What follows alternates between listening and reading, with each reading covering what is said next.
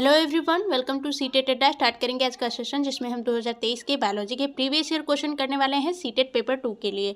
तो अब जो क्वेश्चन है वो थोड़े से अलग हैं, थोड़े से हटके हैं, थोड़े से अपर लेवल के हैं, क्योंकि आप देखेंगे स्टार्टिंग में जो क्वेश्चन थे थोड़े से ईजी आ रहे थे, लेकिन जैसे जैसे हम सेशन बढ़ाते जा रहे हैं 22, 23, 24 चलेंगे तो वहाँ पे थोड़े से क्वेश्चन आपको मैनिपुलेट करके दे दिया गया है कि आपको थ्योरी पढ़ ही रही होगी तभी आप क्वेश्चन कर पाएंगे। ऐसा नहीं है कि प्रीवियस ईयर बस लगा लेंगे तो क्वेश्चन हो जाएगा। तो और सभी टॉपिक से क्वेश्चन पूछ रहे हैं और सभी टॉपिक को पढ़ना भी ज़रूरी है। डेली शाम 4 बजे हम सेशन प्रोवाइड कर रहे हैं हमारे चैनल सीटेट अड्डा पे, तो उस चैनल को सब्सक्राइब करके बेल आइकन को प्रेस कर लीजिए ताकि नोटिफिकेशन टाइम पे मिल जाए। और पहला क्वेश्चन, आप निम्नलिखित कथनों को ध्यानपूर्वक पढ़िए और सही विकल्प का चयन कीजिए। शाकाहारियों की तुलना में बाघ जैसे मांसाहारियों के कहीं लंबी छोटी आंत होती है। तो यहाँ पे दिया है कि जो बाघ यानी कि मांसाहारी होते हैं उनकी जो छोटी आंत होती है वो लंबी होती है, किसके अपेक्षा? शाकाहारियों की आंत की अपेक्षा। तो ये बिल्कुल गलत है। आपको अच्छे से पता है कि जो गाय वगैरह होती है जो घास वगैरह खाती हैं उनमें पाया जाता है सेलुलोज, और सेलुलोज को पचाने में लगता है टाइम। ठीक है, तो इनका जो एलिमेंट्री कैनाल होता है इनमें प्रोसेस लंबा होता है क्योंकि सेलुलोज को पचाने में टाइम लगता है, और जबकि उसके बदले अगर यहाँ पे देखा जाए उससे हट के देखा जाए तो मांस को पचने में कम टाइम लगता है, किसके अपेक्षा?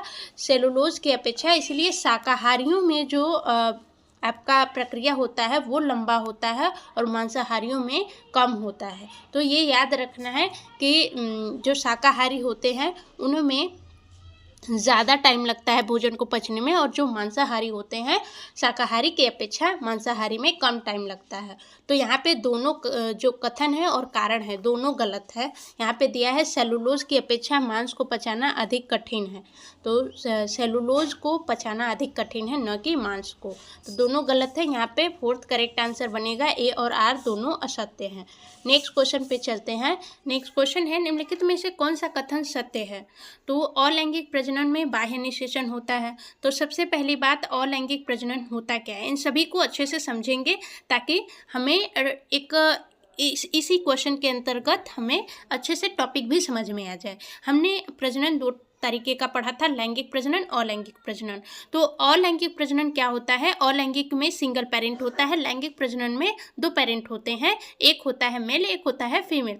सिंगल पेरेंट जो होता है इसमें फर्टिलाइजेशन नहीं होता है, ठीक है, निषेचन होता ही नहीं है। और यहाँ पे लिखा है कि बाह्य निषेचन, तो निषेचन जब होता ही नहीं है अलैंगिक में तो पहला तो गलत ही हो गया। और बाह्य निषेचन कहाँ पे होता है? जलीय जीवों में होता है, ठीक है, जैसे मछली हो गया, और जो फ्रॉग होता है, फ्रॉग का बच्चा जो होता है लार्वा फॉर्म में होता है, वो जल में होता है, लेकिन फ्रॉग जो होता है पानी में और जमीन पे भी रहता है। तो फ्रॉग में भी आपका बाह्य निषेचन होता है। जितने भी जलीय जीव में जल में रहते हैं तो उनमें बाह्य निषेचन होता है।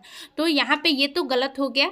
और दूसरा क्या है? सभी पौधे अलैंगिक प्रजनन जबकि पशु लैंगिक प्रजनन द्वारा जनन करते हैं। तो ये भी गलत है। कैसे बताते हैं?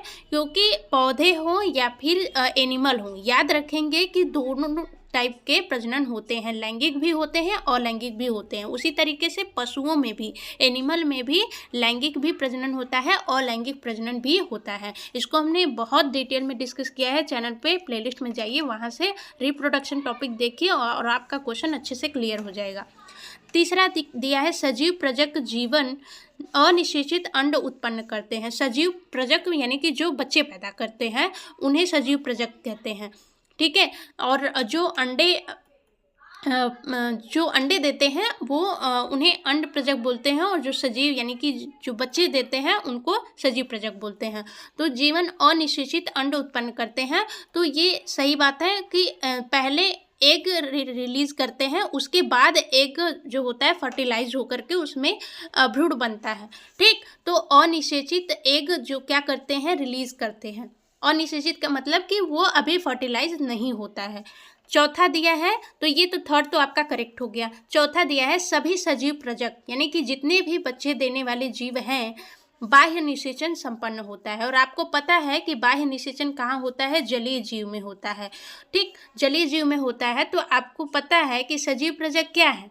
कि जो बच्चे देते हैं, और जलीय जीव क्या देते हैं? अंडे देते हैं। तो ये भी गलत हो गया। तो यहाँ पे थर्ड आपका करेक्ट आंसर हो जाएगा, ठीक। और आंतरिक निषेचन भी होता है, एक बाह्य निषेचन, एक आंतरिक निषेचन। आंतरिक निषेचन जैसे कि ह्यूमन, कुत्ता, गधा, बिल्ली, पक्षी, ये इन सभी में आंतरिक निषेचन होता है। और बाह्य निषेचन मछली हो गया, फ्रॉग हो गया, स्टारफिश हो गया, इनमें होता है आंतरिक निषेचन। नेक्स्ट क्वेश्चन है, पुष्प का पौधा पहचानिए। इसमें से कौन सा पौधा है जिसमें सिर्फ पुष्प होते हैं और उनमें एक ही लिंग होता है? तो आपको पता है जो गुलाब होता है इसमें 2 लिंग होते हैं, यानी कि मेल भी होता है और फीमेल भी होता है। ठीक है, मेल और फीमेल होता है। और सरसों की बात करें तो सरसों में भी मेल भी होता है और फीमेल भी होता है। पपीता की बात करें तो इसमें भी मेल और फीमेल होता है इसके फूल में। पिटूनिया है, इसका राइट आंसर पिटूनिया बनेगा। नेक्स्ट क्वेश्चन है, सही विकल्प चुनिए। अभिकथन ए, पेशी कोशिकाएं आकार में लंबी एवं पतली होती हैं। ये हमने अच्छे से पढ़ा है। जो हमारी पेशियां होती हैं वो, उनकी कोशिकाएं जो होती हैं वो लंबी होती हैं और कैसी होती है, पतली होती है, इस तरीके से। ठीक है, और आर दिया है, कारण दिया है, इससे विस्तारण एवं संकुचन में सहायता होती है। यानी कि जब हम चलते फिरते हैं तो क्या होती है, 2 मांसपेशियां काम करती हैं। ठीक है, 2 कोशिकाएं काम करती हैं, एक जो हमें आगे की ओर धकेलती है और एक जो पीछे की ओर खींचती है। ठीक है, तो विस्तारण में भी काम करती है और संकुचन में भी काम करती है। ये क्वेश्चन आपका सीटेट पेपर 2 में पूछा गया है। तो यहाँ पे ए भी सही है और आर भी सही है, क्योंकि इसकी व्याख्या भी कर रहा है। यहाँ पे पेशी कोशिकाएं का आकार लंबी और पतली दिया गया है और उसी के बारे में बात किया गया है कि ये विस्तारण और संकुचन में सहायता देती हैं। तो यहाँ पे ए और आर दोनों सत्य हैं, ए की आर सही व्याख्या करता है। फर्स्ट आपका करेक्ट आंसर बनेगा।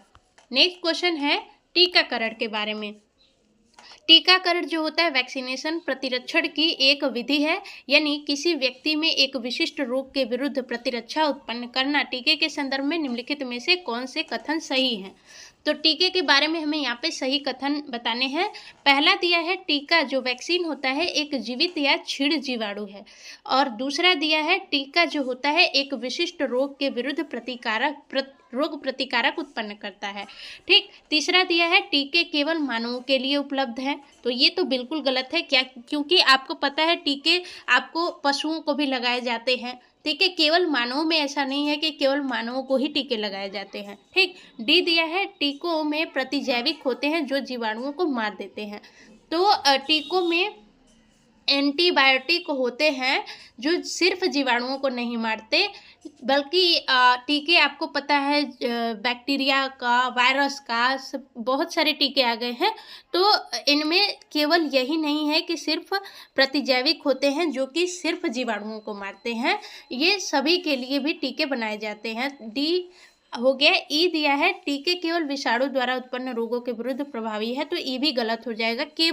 जब केवल एक की बात हो रही है तो ये गलत ही होगा, क्योंकि टीका आपका कई सारी जो डिजीज़ हैं उनके टीके बनाए गए हैं और डिजीज़ बहुत सारी चीज़ों से, वायरस से, बैक्टीरिया से, प्रोटोजोआ से हो सकती है। ठीक, तो यहाँ पे ए और बी आपका करेक्ट आंसर हो जाएगा। ए और बी कहाँ दिया है, पहले में दिया है ए और बी, तो ए और बी करेक्ट आंसर बन जाएगा। ठीक, नेक्स्ट क्वेश्चन है, जीवाणुओं के संदर्भ में निम्नलिखित में से कौन से कथन सत्य हैं? यहाँ पे दिया है, ये शाक भक्षियों में सेलुलोज के विघटन में मदद करते हैं। ठीक, बी दिया है, ये मानव में पाचन क्रिया में मदद करते हैं। सी दिया है, ये प्रतिजीवाणु के उत्पादन में प्रयुक्त होते हैं। ठीक, डी दिया है, ये केक बनाने में प्रयुक्त होते हैं। ई दिया है, ये एल्कोहल बनाने में प्रयुक्त होते हैं। और एफ दिया है, ये बायोगैस संयंत्र में जैविक पदार्थ के विघटन के लिए प्रयुक्त होते हैं। ठीक, जीवाणु की बात किया है, यानी कि बैक्टीरिया की बात किया है, तो यहाँ पे बैक्टीरिया का यूज सिर्फ केक और एल्कोहल बनाने में ही नहीं किया जाता, बल्कि इन सभी में यूज़ किया जाता है। इन दोनों में यूज नहीं किया जाता है। केक और एल्कोहल बनाने में हम यूज़ करते हैं किसका, केक बनाने में हम फंगस का यूज़ करते हैं, ईस्ट बोलते हैं। ठीक, एल्कोहल बनाने में भी ईस्ट का यूज़ करते हैं। तो यहाँ पे डी और ई सही नहीं है, बाकी सभी क्या है, सही है। तो ए, बी, सी और एफ करेक्ट होगा। ए, बी, सी और एफ कहाँ है, सेकेंड में है, तो सेकेंड आपका करेक्ट आंसर हो जाएगा। नेक्स्ट क्वेश्चन है, अचारों में नमक का उपयोग परिरक्षक के रूप में होता है क्योंकि हमने किस तरीके से चीज़ों को संरक्षित कर सकते हैं, परिरक्षित करते हैं, तो उसका मेथड पढ़ा था बायोलॉजी में और उसका सेशन भी हमने कराया हुआ है।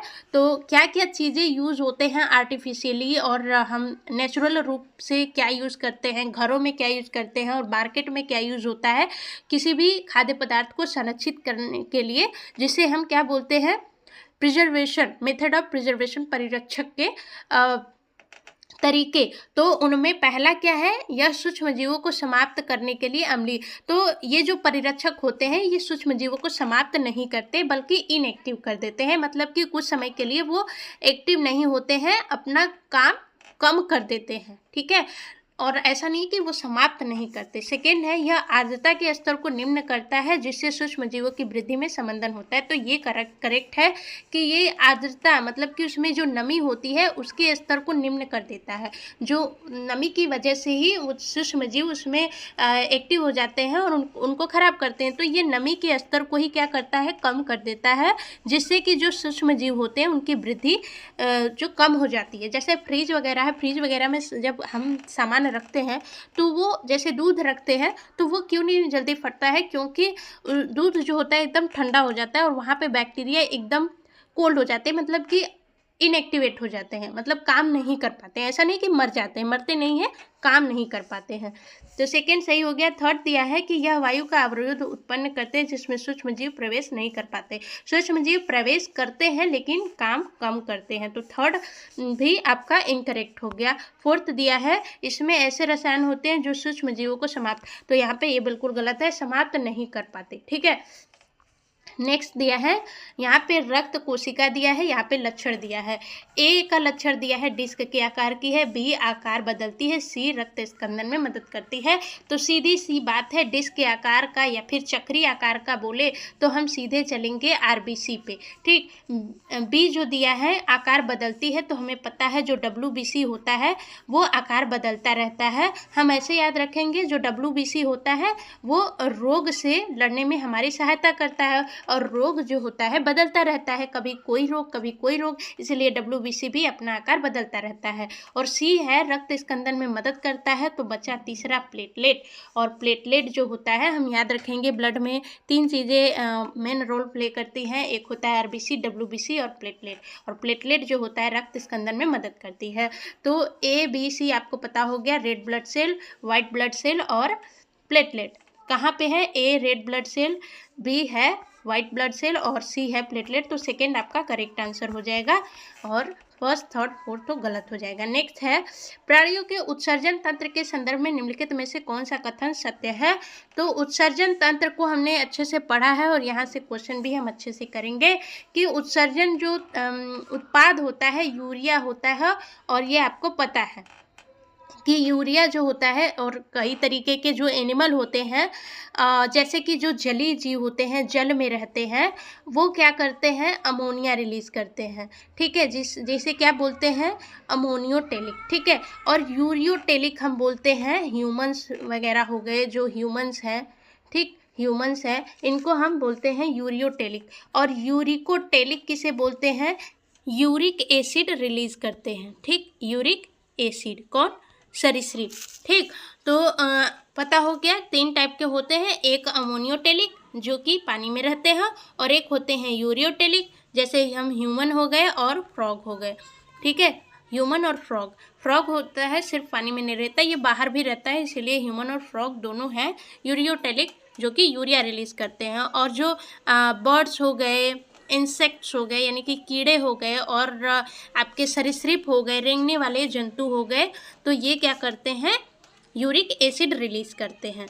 अब यहाँ पे क्वेश्चन ऑप्शन क्या था कि जलीय प्राणियों का उत्सर्जन की कोई आवश्यकता नहीं है, तो उत्सर्जन सभी प्राणी करते हैं, ये बिल्कुल गलत है।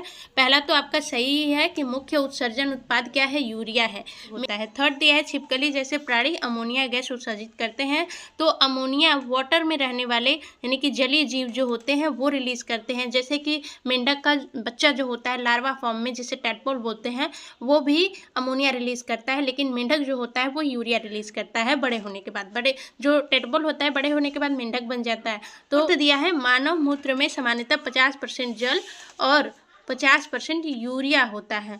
तो ये बिल्कुल गलत है कि ऐसा, यहाँ पे राइट आंसर आपका फर्स्ट बनेगा। नेक्स्ट क्वेश्चन पे चलते हैं।